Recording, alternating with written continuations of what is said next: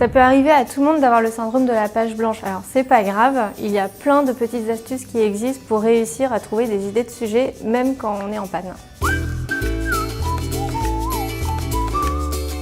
Surtout, écoutez bien vos clients. Vous allez réussir à comprendre mieux quelles sont leurs problématiques et quelles sont les questions que se posent les clients de vos clients. C'est le premier pas à faire pour réussir à comprendre comment vous pouvez leur venir en aide. Petite astuce, la première fois que vous allez les rencontrer pendant le premier comité édito, n'hésitez surtout pas à écrire toutes les questions que vous vous posez. Mettez en place une veille efficace. Si vous n'êtes pas vraiment au courant de ce qui se passe dans l'actualité de votre secteur, ça sera très difficile de réussir à répondre aux problématiques de vos clients. Il y a plein d'outils qui existent pour ceci. Il y a les alertes Google, les lecteurs de flux RSS ou encore tout ce qui est réseaux sociaux. N'oubliez pas également de rebondir sur l'actualité. Si vous voulez avoir des contenus chauds et dans l'air du temps, il ne faut pas hésiter à regarder ce qui se fait ailleurs et à rebondir sur les événements qui se passent partout dans le monde.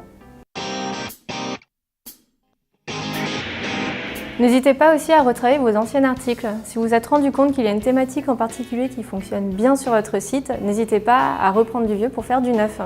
Approfondissez par exemple un article que vous avez publié il y a longtemps, changez l'angle d'attaque, ou alors actualiser carrément ce qu'il y a dans l'article. Vous pouvez aussi choisir de recommander des contenus qui vous ont plu. C'est pas grave si vous ne parlez pas que de vous sur votre site, c'est même super important dans l'esprit de vos clients qui vont beaucoup apprécier cet esprit de partage. N'hésitez pas à exprimer votre point de vue par rapport à d'autres articles qui vous ont plu, des infographies, etc.